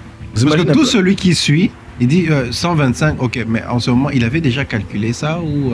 Ouais. Du coup, la deuxième question, parce que ce service, c'est pourquoi j'ai même dit qu'on va devoir donner le lien. Parce que si on suit vraiment ce service, il dure pratiquement 20 minutes. Mais le nombre de détails que vous avez donné, parce que... à chaque fois, vous avez des détails. C'est le même garçon à qui vous aviez parlé de la semaine où il avait jeûné, ce qu'il avait mangé. Les heures à laquelle il dormait. Ce qu'il a rêvé. Voilà. Il a même parlé de comment il se sentait avant de faire... Tout à fait. Il se sentait pas bien. Après, l'heure à laquelle il a commencé à dormir, les heures à laquelle il s'est réveillé, l'heure à laquelle il a commencé à rêver. Le rêve, la fin du rêve, l'explication du rêve. En détail. Mais ça, ce n'est qu'une partie. Donc, on n'a même pas le temps, en fait, d'entrer dans tout ça. C'est ça, on va mettre problème. les liens dans la description. Parce que vous avez parlé de son rêve à un moment, vous avez même dit le Dieu de Daniel est là. Donc, vous avez parlé vous l'avez rappelé son rêve, qui était aussi un rêve complexe. Donc, l'explication du rêve, ça a même pris 5 minutes. Ouais, et moi qui avais les micros devant lui, tu vois que c'était vraiment un peu comme Nebuchadnezzar. Il avait une partie, mais une autre partie, il avait perdu. Donc, il s'est rappelé quand a dû lui parler. Vous aviez vu, le prophète. Bref, et après, vous êtes entré dans le cycle où vous parliez maintenant des années. La question est, à quel moment vous avez eu tous ces détails? Est-ce que ça vient au fur et à mesure? Est-ce que vous aviez eu une partie où vous êtes lancé et puis quand vous étiez dedans, ça continuait à venir? Dites-nous surtout par rapport aux années là, parce que surtout là, c'est tellement précis, c'est tellement fluide. Mais c'est à quel moment que vous avez eu ce message? C'est un peu une manière de dire, quand vous avez appelé ce garçon-là, est-ce que vous saviez déjà que vous allez prophétiser sur les années-là ou c'était principalement pour le songe, après, les autres sont venus après? À quel moment c'est venu? Et puis vous avez pu localiser sa position de naissance chez papa. Oui, c'était tellement rapide. C'est vraiment rapide. Comme un Wi-Fi. On a peut-être déjà vu ça. Le téléchargement mais se cette passe aussi rapidité-là, rapidement. que tu es, il y avait trop d'informations. Est né chez ta mère, troisième chez ton père. Et je sais que mon père n'est pas très calcul, montage, tout ça là, mais donner des... On peut connaître l'aîné de la famille, les cadets, mais savoir qu'il est aîné chez les pères... Vous aviez dormi pour ce service-là, vous aviez dormi où? Bon, de manière générale, ça dépend des saisons. En tout cas, en 2024-2025, je dirais, ça dépend des saisons. Et ça dépend de mon état. C'est-à-dire, il y a des saisons vraiment où... En fait, il y a des saisons où il y a tellement de cultes et de services et de sollicitations où en tout cas Dieu s'arrange pour que ma fréquence spirituelle soit très élevée et soit très rapide, parce que j'ai des réponses à donner à son peuple, des questions à répondre et plusieurs autres éléments à élucider. Mais ça dépend aussi des fois de mon état. C'est-à-dire, je peux ce jour-là être peut-être faible spirituellement, je prie mais sans plus quoi, je me sens pas sous l'onction ou bien avec un esprit ouvert. Et quand c'est vraiment le cas, en tout cas quand c'est vraiment le cas, pour la plus grande partie des cas, la plupart de mes services, la moitié ou des fois un peu plus de la moitié, je les prépare avant de venir au culte. Ouais, parce que je sais que je ne suis pas dans un état très très fort spirituellement. Alors je prendrai plus maintenant le temps de recourir à un domaine. Et ce domaine-là, c'est le domaine qu'on appelle l'intercession. Ouais. Il y a des cultes où on vient comme ça, Dieu te parle des gens, il te parle de quelqu'un parce que c'est... Mais il y a, surtout quand je sens que je suis un peu low spirituellement, bien je n'ai pas trop la tête à aller dans les histoires de prophétie. C'est des choses que je prépare à la maison. Donc là, je prends beaucoup de temps, autant que je prépare ma prédication que je prépare le service. Et là, je commence à intercéder. Vous allez voir, par exemple, dans Jérémie chapitre 27, verset 18, on dit « S'ils sont prophètes et si la parole de l'Éternel est avec eux, qu'ils intercèdent auprès de l'Éternel des armées. » S'ils sont prophètes, qu'ils intercèdent. Parce qu'il faut savoir que un des offices, l'office direct attaché à l'office du prophète, c'est l'office d'intercesseur. S'ils sont prophètes, eh bien qu'ils intercèdent. Dieu par le prophète Jérémie dit « N'intercède pas pour ce peuple. » Parce que Dieu savait que le réflexe normal d'un prophète, c'est d'intercéder. Alors, l'aéroport où atterrit la révélation s'appelle l'intercession. Je vais aller au culte de Seigneur. Tu aimes ton peuple, tu as des choses à lui dire. Je projette mon esprit dans le culte et je commence à prier. J'étais avec mon protocole Milko en Belgique, chez l'apôtre Romano. On était à la maison et je commençais à prier. Je préparais mon culte. Maman, je pense qu'elle était en mission à Nantes ou je ne sais plus où. J'étais seul dans le Airbnb qu'on avait pris. J'étais en train de prier. Et quand je priais, il est venu avec mes habits et je lui ai dit, à l'église où on va, je vois au culte quelqu'un qui est très court de taille et je me vois prophétiser pour lui. Il me dit, ah bon, Daddy? J'ai dit, oui, je vois. Vraiment, je le vois. Et je voyais clairement. Quand on est entré avec lui dans la salle, Le culte a commencé après. Et puis quand on est entré dans la salle, on l'a fait asseoir auprès d'un frère qui est assez très court de taille. Il était juste à ses côtés. Et j'ai commencé à parler. Et quand je me suis levé, j'ai maintenant reçu son nom. Okay. J'ai reçu son nom. Parce que je commençais déjà à prier. Et j'avais déjà projeté mon esprit dans la salle. J'étais en train de prier. Et j'ai déjà donné au protocole un élément. Quand il est entré, il s'est placé. Il m'a regardé, je l'ai regardé. Il était juste sur la même ligne. Et c'est le frère Emmanuel qui chante aussi. Et puis qui est évangéliste. Et j'ai commencé à lui parler. Et je lui ai même dit l'histoire de son mariage. Et là, il est déjà en train de se marier. Si pas ici, il est déjà marié. Donc,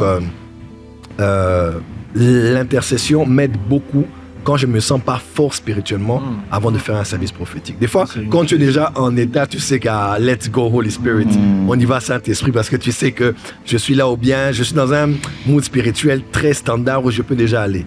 Mais quand je me sens pas assez fort, je prépare le culte à la maison et des fois, tu peux avoir le message de toute une personne avant le culte. C'est une clé, hein? Oui, un de mes frères, Oscar et Olo, que je salue, Damien, au niveau de la France.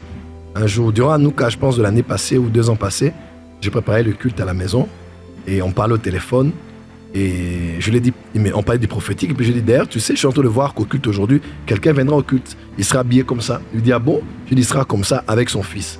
Il dit, et son fils sera habillé comme ça. Il a dit, waouh, avant, j'ai dit oui, bien avant.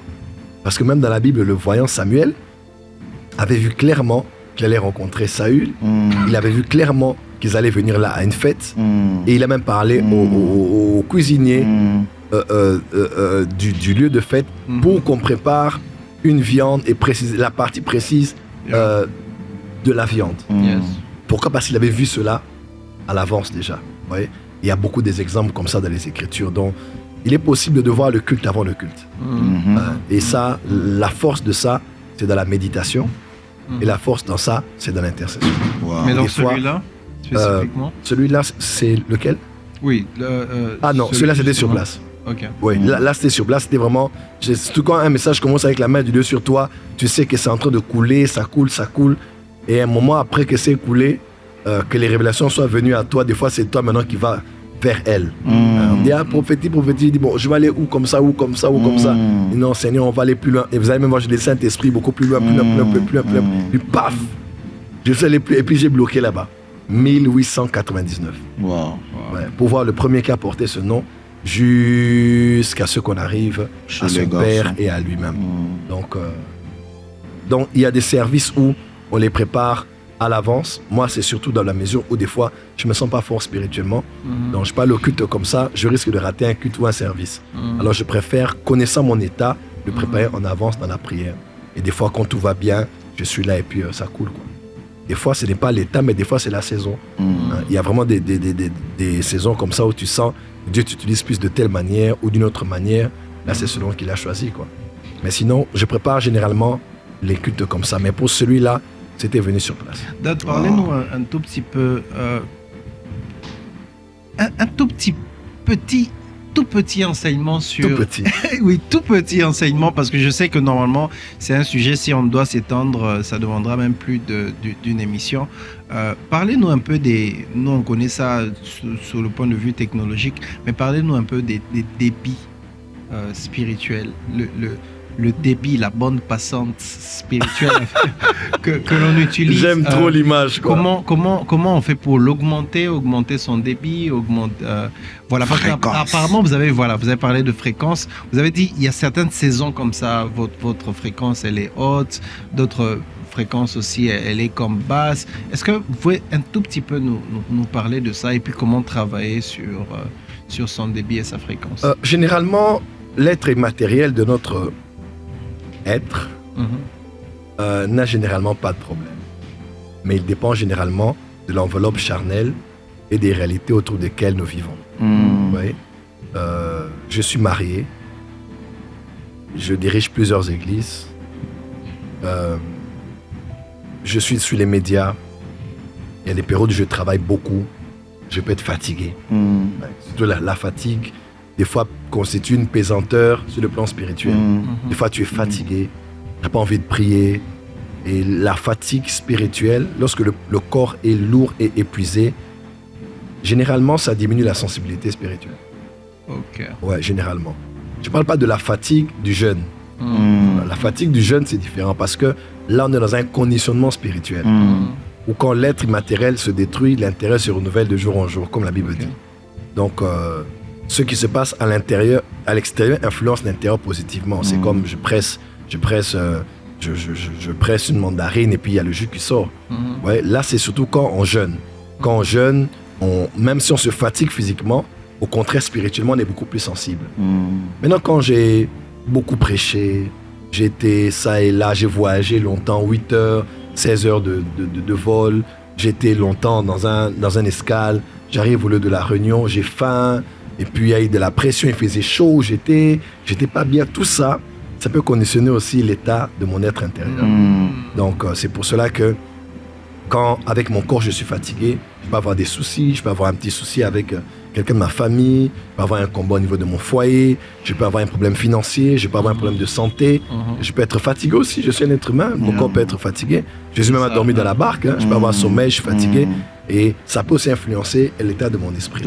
Alors comme mon esprit en ce moment-là n'est pas fort, parce que le débit ou la fréquence sont déterminés par l'état de votre corps physique. Parce que ça détermine beaucoup ce que vous êtes spirituellement et ce dont vous êtes capable de pouvoir répondre comme besoin devant tout le peuple qui vient devant vous, quoi. Donc c'est maintenant... Donc premier élément, c'est le corps. En tout cas, l'élément principal pour moi, c'est le corps. Ok. Donc c'est pas un exercice spécifique, une consécration spécifique. Là, je parle pas de l'augmentation d'abord. Je parle du fait de l'état. Donc votre état spirituel dépend beaucoup de l'état de votre corps physique. Même Jésus disait, faites attention que votre esprit ne s'alourdisse par les soucis de ce monde et par les excès de manger et de boire. Donc ton esprit de prophète peut être alourdi parce que tu as trop de soucis, quelqu'un de ta famille est malade, ou bien vous êtes en deuil, ou bien le bailleur vient te déranger. Du point de vue technologique, on pourrait dire ça dépend d'abord de la qualité de ton téléphone, quoi, ou de ton appareil ou de ton périphérique. Voilà. Quand l'appareil est plein, ça bug aussi et puis ça peut bloquer aussi Internet. Ouais, moi, j'avais un VPN comme ça que j'ai dû enlever. Je regrette encore jusqu'aujourd'hui. Parce que quand je suis en Afrique, j'ai besoin de suivre certains films. Je ne peux pas les suivre. Mais j'ai dû enlever parce que des fois, quand tu mets les VPN, des fois, ça bloque la connexion. Ça bloque la connexion. Donc, j'ai dit, bon, finalement, j'enlève. Je regrette. J'enlève parce que c'était lourd. Donc, des fois, quand on est lourd physiquement, on peut aussi bloquer le début sur le plan spirituel. Là, c'est surtout quand il y a des soucis, des inquiétudes, votre âme est affectée avec les soucis, mais aussi votre corps, quoi. Votre corps est fatigué, vous êtes épuisé. Ça peut aussi... un peu comme un homme comme Élie, après avoir tué un peu moins de 1000 personnes, commence à dire à Dieu, il déprime, il dit Seigneur, prends mon âme, je ne suis pas meilleur que mes pères. La dépression vient des fois après plusieurs périodes de très dur labeur, quoi. Voilà pourquoi c'est bien de se reposer, des fois de lâcher aussi prise, d'aller en vacances, de se détendre. Moi j'ai une play à la maison, je viens avec maman des fois, on joue papa, on se bat, papa, et puis je sens que ça t'a fait du bien, ou bien je suis des films, bien on va en vacances, bien on se repose. Ça permet de se renouveler, de se ressourcer. Voilà. Donc, l'état de votre débit spirituel dépend beaucoup de l'état de votre corps et de votre âme. Voilà pourquoi, que vous le vouliez ou pas, votre âme et votre corps travailleront toujours à l'augmentation ou à la diminution de votre état spirituel. Toujours. Voilà pourquoi bien traiter l'âme, bien traiter le corps, c'est aussi être un homme spirituel. Et je pense que les hommes spirituels ne travaillent que le corps. L'esprit, non. L'esprit ne se travaille pas sans l'âme. L'esprit ne se travaille pas aussi sans le corps. Alors, augmentation de débit. Une clé, juste une. Je sais qu'il y en a beaucoup, mais une que vous pouvez nous donner en exclusivité aujourd'hui sur Prophète Décrypte. Waouh, il y en a tellement. C'est que vous pouvez vous permettre de dire dans ces cadres. Oui, ça va paraître, je dirais pas banal, ça va paraître élémentaire, mais dans beaucoup de services prophétiques, je me suis vu faire des choses folles avec le Saint-Esprit, juste parce que, un peu dans Ézéchiel 37, on parle de comment on faisait avancer Ézéchiel et puis les niveaux où l'eau s'arrêtait par rapport à son corps. Au niveau des chevilles, des genoux, de la hanche, et puis on pouvait plus avancer, quoi. Il fallait nager. Je me suis vu... Ouais, quand quelqu'un avance en traînant ses pieds parce que l'eau est au niveau des genoux, c'est lourd, hein. Des fois, tu dois lever les pieds pour marcher un peu comme ça sur l'eau. Mais quand tu nages, vraiment, ce sont les eaux qui t'emportent, quoi. Honnêtement, dans les services prophétiques, je me suis vu faire des choses dingues, folles, qui ont choqué les gens autant que moi, même qui expérimentais ces choses. Parce que des fois, j'ai appris à nager. Okay. L'aigle ne vole pas. L'aigle plane. Okay. Il y a un moment où l'aigle vole. Yeah. Ouais, je prends le vol de l'aigle. Mais quand l'aigle arrive à un certain niveau, vous le voyez beaucoup plus planer. C'est-à-dire, il se laisse aller à la direction du vent. Beaucoup de gens n'arrivent pas à voir des grandes choses avec Dieu parce qu'ils ne savent pas lâcher prise. Okay. Ouais. Ils veulent être au contrôle du service comme si maintenant il va faire ça, il va faire ça. Quand vous êtes un ami du Saint-Esprit, quand vous êtes un homme de l'Esprit, quand vous êtes un aventurier, vous aimez les choses de l'Esprit, vous savez comment le Saint-Esprit veut faire des choses. Que ce soit pour la guérison des malades, que ce soit pour un service de puissance. Quand vous savez, quand vous savez planer, vous savez laisser le Saint-Esprit prendre contrôle.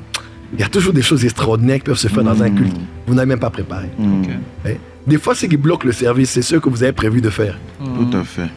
Mais des fois, quand vous vous laissez aller par la foi, avec une soif, avec une foi d'enfant, vous vous laissez aller, vous pouvez faire des choses ce jour-là que vous n'avez jamais imaginées. Amen. En tout cas, j'ai vu mon esprit aller dans des endroits en esprit parce que j'avais juste dit, Saint-Esprit, on y va. Saint-Esprit, on peut aller jusqu'à ce niveau-là. Et les gens se disent, mais comment un être humain peut aller jusqu'à ce point? Parce que j'ai juste cru, parce que j'ai juste su que si Ézéchiel en son temps pouvait voir ce qui se passait dans le jardin d'Éden où Lucifer se trouvait. Parce que si Moïse, qui a pu écrire avant sa mort et même après sa mort des choses qui allaient arriver, qui suis-je pour ne pas voir des choses bien au-delà de tout ce qu'on peut imaginer? Alors, j'aimerais dire à quelqu'un, une des choses qui peut, je dirais pas augmenter votre débit, mais exploser votre débit. C'est dans votre capacité à laisser le Saint-Esprit prendre contrôle et croire qu'il est capable de faire avec vous des choses inimaginables. J'ai vu des services où j'ai dit aux gens, tous les sourds venez ici. Où j'ai dit aux gens, tous ceux qui ont des jambes courtes, je prie pour vous. Ta propre femme d'ailleurs. Ta femme, ça fait des années. Ah ouais. Déborah, elle avait un problème où elle avait une jambe plus courte que l'autre. À Kilimani. Dans un culte comme ça, je me suis levé. Que ces gens sachent. Tous ceux qui ont des jambes courtes et les bras, avancez ici. Ouais, parce que qui m'avait dit ça? J'avais pas entendu une voix de Dieu. Mais je savais. Soyez passionnés pour Dieu. Amen. Rêvez des choses. Soyez ambitieux avec le Saint-Esprit. Désirez des choses. Lâchez prise. Ne soyez pas toujours. Il ne faut pas toujours vouloir vous tirer dans l'eau. Des fois, nagez. Laissez-vous aller. Le Saint-Esprit peut faire avec vous des choses inimaginables. Mon père spirituel m'a dit un jour, Joël, est-ce que tu imagines que dans un culte, tu peux voir 50 aveugles recouvrer la vue? Ou tu peux voir 150 paralytiques marcher? Quand il m'a dit ça, quelque chose s'est cassé dans mes barrières. Parce que moi, je pense toujours on va avoir une béquille, mais on peut aussi voir 50 chaises roulantes. 100 chaises roulantes. Vous voyez? Le Saint-Esprit aime ceux qui sont comme des enfants et qui croient qu'ils peuvent faire des choses. Amen. Votre débit ne va pas augmenter, il va exploser. Amen. Si vous laissez le Saint-Esprit vous emmener sur les ailes de l'aigle, vous allez aller au-delà de tout ce que vous pouvez imaginer. Glory to God, gloire au Seigneur. Nous sommes déjà arrivés à la fin de cette émission. De ce podcast. C'est parti très vite. On aurait voulu rester longtemps, être près de cette sagesse, de ces mystères. Mais c'est parti très vite. Ce n'est qu'une partie remise. Nous croyons que nous allons avoir le prophète Joël Francis Tatou. Pourquoi pas la prochaine fois, ça sera à Paris? Ah ouais. Pourquoi pas? Prophète décrypte à Paris. Prophète décrypte à Paris. Paris, on arrive. C'est pour bientôt. Pourquoi pas même cette année? Nous allons venir jusque là-bas pour chercher le prophète Joël Francis Tatou et tourner le prochain numéro. Sinon, nous vous disons déjà merci. Merci de vous être connectés encore une fois. Merci à Power Channel qui est notre producteur. Merci à la réalisation. Merci à toute l'équipe qui a travaillé avec nous. Surtout, un grand merci encore à mon invité permanent, le prophète David Kainos. Merci, mon frère. Ton co-présentateur. Mon co-présentateur aussi.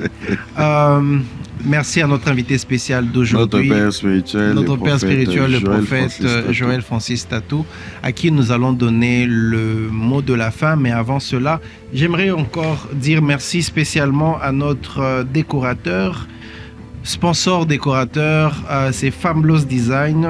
Si vous pouvez prendre son numéro qui s'affiche sur l'écran, c'est le 09 76 13 81 30. Je reprends 09 76 13 81 30. Je vais remettre la parole à notre invité spécial, prophète Joël Francis Tatou, un mot de la fin.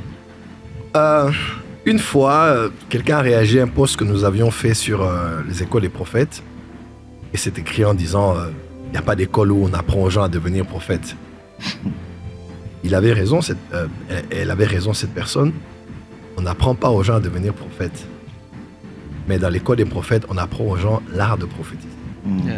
Parce que prophétiser inclut énormément de choses. Donc, je peux vous dire honnêtement, quand vous voyez quelqu'un debout en train de dire « Je vois ton nom, ta mère, ton père, ta date de naissance, ton passé, ton présent, ton futur, tu as un tatouage à la main, tu as une tache au dos, ton numéro de téléphone, la photo de ton WhatsApp, il y a plus que ce qu'on voit. » Je crois que c'est pour cela qu'il faut cette émission pour décrypter.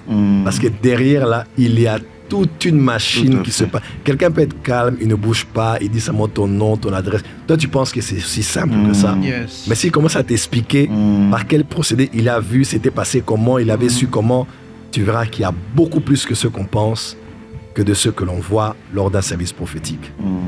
Voilà pourquoi nous vous encourageons, en tout cas, si vous êtes attaché à notre chaîne YouTube ou bien vous suivez ce genre d'émission, en tout cas, suivez et resuivez. Des fois, on pense qu'on va entendre autre chose ailleurs. Les réponses, là, sont celles qu'on vous donne maintenant. Tout à fait. Vous allez aller en retraite pour rien, pour entendre quelque chose de Dieu. Et pourtant, on vous les donne ici gratuitement. Juste un clic, juste suivre encore et vous allez être au courant de l'information. Alors, une des choses que je puis juste dire de tout ce que l'on a dit ici par rapport au service prophétique, c'est que je vais peut-être donner une clé qui sera aussi peut-être un conseil pour aider quelqu'un à pouvoir se lancer dans les services prophétiques. C'est que honnêtement, vous devez avoir en vous une pensée claire. Dieu est parole, Dieu aime parler. Okay. Il faut savoir, Dieu est la parole. Ne tombez pas dans les pièges de ceux qui disent que Dieu n'est pas obligé de parler, Dieu n'est pas bavard. Vous voyez, tu ne peux pas être quelqu'un que Dieu utilise dans les services prophétiques si tu es bloqué psychologiquement là. Déjà, les gens de phrase que Dieu ne parle pas tout le temps, Dieu n'est pas obligé de parler, ce sont des états d'âme psychologiques qui peuvent t'empêcher d'être utilisé par Dieu. Et pourtant, à tous les cultes, tu peux prophétiser. Dans tous les pays, tu peux prophétiser. Partout. Il y a des services qu'on a vus de Madagascar qu'on n'a même pas pu balancer. Aujourd'hui, dans tous les pays où je vais, quelle que soit leur langue, quelle que soit leur culture, on peut prophétiser pour eux. Parce qu'on dit que Dieu est la parole et Dieu aime parler. Mais aussi, Dieu a une pensée pour tout homme. Donc, quand je vais dans un culte, je vois 100 personnes, je me dis, Dieu a une pensée pour elle. Vous voyez, ces petites choses-là, ça fait tomber des barrières en toi. Mais si on se bloque, pourquoi? Parce qu'on se dit, Dieu n'a rien à leur dire. Non, Dieu a une pensée pour lui, elle, l'autre aussi, cette famille. Dieu est la parole et il a quelque chose à leur dire et il veut les parler. Et il faut aussi te dire, Dieu cherche quelqu'un par qui il va les parler. Ouais. La première, bon ça c'est dans mon cours, comment faire un service prophétique. La première partie du service prophétique, c'est de faire tomber les barrières psychologiques. Nous faisons ce que nous faisons parce que nous savons que partout où on va, Dieu peut parler à quelqu'un. Amen. Mais quand tu es déjà là, tu dis, est-ce que Dieu est obligé? Il n'est pas obligé. Dieu est dans la parole. Dieu est dans la parole. Dieu est dans la doctrine. Oui, nous faisons aussi par doctrine. Nous faisons par l'enseignement. Mais nous savons que Dieu veut aussi parler à quelqu'un. Dieu a une pensée pour lui. Dieu a une réponse pour elle. Et Dieu cherche quelqu'un par qui passer pour les parler. Et comme par hasard, cet homme, c'est moi qui a le micro en main. Il peut aussi se servir de moi. Il peut aussi passer par moi. Donc, à vous tous qui nous suivez ici, sachez que la Bible déclare dans Amos Il arrivera un temps où les gens n'auront pas faim du pain, de la soif, de l'eau, mais d'entendre les paroles de l'Éternel. Qu'on le veuille ou pas, c'est vrai qu'il y a des gens qui veulent écouter de partout et n'importe comment, mais Dieu avait promis une période où les gens allaient avoir soif. Écoutez les paroles de l'Éternel. Et Dieu veut parler. Amen. Dieu veut faire entendre sa voix. Amen. Et vous pouvez devenir aussi l'homme ou la femme par qui Dieu passe pour faire entendre sa voix à des millions de personnes qu'il y a sur la terre. L'ange a dit à Jean, il faut que tu te lèves parce qu'il faut que tu prophétises de nouveau sur plusieurs peuples, plusieurs nations, plusieurs royaumes. C'est les paroles de l'ange au prophète Jean. Je me dis à quelqu'un, tu es peut-être là, tu as été attristé, tu as été découragé parce que tu as dit des choses qu'on n'a pas vu se réaliser, ou l'environnement t'a découragé. Crois-moi, ce que tu as vu dans les vidéos ou que tu verras dans cette émission, c'est des choses accessibles. Amen. Lève-toi et va prophétiser encore. Comme dirait Simian Musique, prophétise, prophétise encore. Dieu vous bénisse. Amen, amen, amen. Alors, que Dieu nous bénisse. Que nous sommes en train de désamorcer, nous vous motivons, vous êtes là, vous avez suivi. Et vous voulez être partenaire, vous voulez nous prêter une main d'association. Le numéro est affiché maintenant au bas de votre écran. Appelez maintenant, écrivez maintenant, c'est un numéro WhatsApp. Prenez contact avec nous, dites-nous ce que vous pensez, ce que Dieu a déposé dans votre cœur pour vous associer à nous et nous serons très contents de vous compter parmi nos partenaires. Que Dieu vous bénisse. Au prochain numéro, shalom.